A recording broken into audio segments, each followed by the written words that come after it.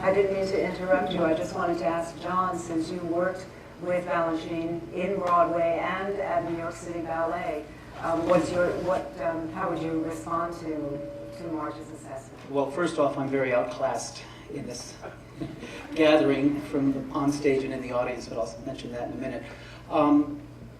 See, I was a Broadway and a television dancer before I ever came to Balanchine, which maybe some of you don't know, and I worked with Hermes Pan and Tony Sharmely and I was on the Danny Kaye show, and so when I worked with Balanchine, he actually brought me in the company as a choreographer, not a dancer. So when Slaughter on 10th Avenue was being revived, and I have to say, before I say another word, that the revival, which I think was 68, starred Suzanne Farrell and Arthur Mitchell, who's in the audience.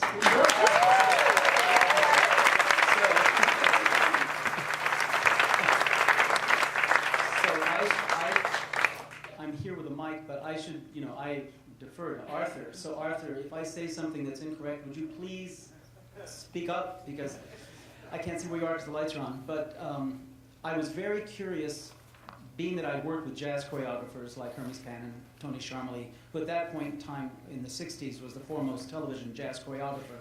He was the resident choreographer of the Danny Kaye show. And I got to work with Hermes Pan on a Carol Channing special, whatever.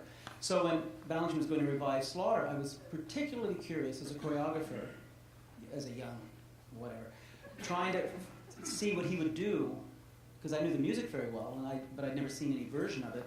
And he invited Ray Bolger, the original, to come rehearse and coach, and Barbara Horgan, who was also in the audience, I think you all know,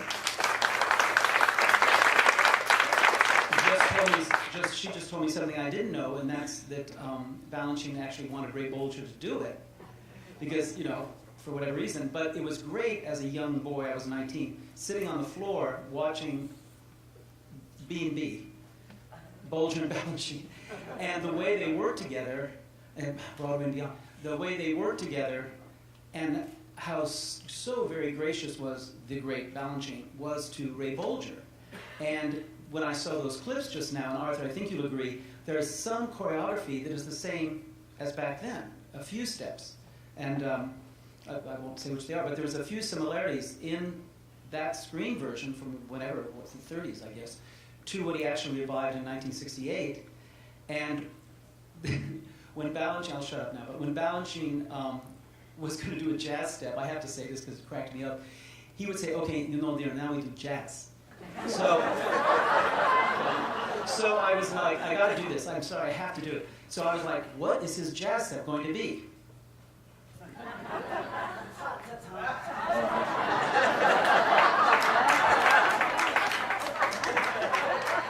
And he did the same thing in a ballet, which we all like to forget, called Pankaga, which was the last movement was me and Sarah Leland. And he said, okay, now we do the jazz step. It's a true story.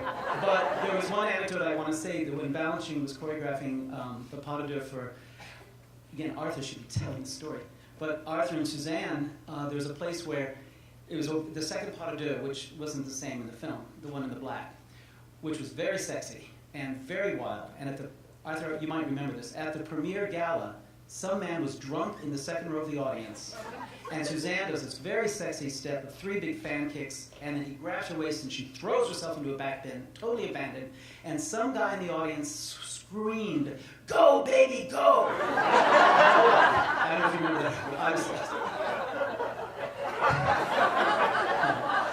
And the other Arthur Mitchell anecdote I must say is that in the rehearsal, Suzanne was very wild. She was a very spontaneous, which was part of her glory. She was a very spontaneous, take no prisoners kind of dancer, and she was wearing high heels. And the pas de deux in rehearsal, she threw herself into a penché, Arabesque penché, with a bent back knee, not classical, but no. And Arthur had her waist, and her heel from her foot, the shoe, went into his eye. He was like this. She was like a scorpion. And Arthur ran out of the room. We all thought he was blinded. And seriously, we were very concerned because we saw it happen. And it was very dangerous. And I sort of thought maybe ballet is too dangerous a sport. You can get blinded. And anyway, so my experience with Balanchine was that he was not a jazz choreographer per se, except that in the pas de deux, Arthur, the second pas de deux especially, was the closest thing I've seen to a really kind of Sid Charisse style, and in my opinion, he nailed it in that second pas de deux. It was spectacular. And there's actually a step that Hermes Pan stole from Balanchine that he put into Meet Me in Las Vegas, or maybe Balanchine stole it from Hermes Pan, but where you take Arthur, where you take her across the room, and she's in a big dip, and then she does the kicks going across. Remember that? That's the same thing in Meet Me in Las Vegas with Sid Charisse.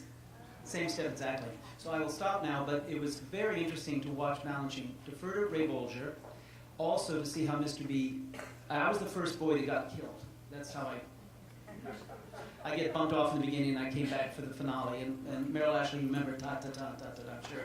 Because you were in the Corps, it was one of your first things. So that was my experience on Slaughter, and I'm done.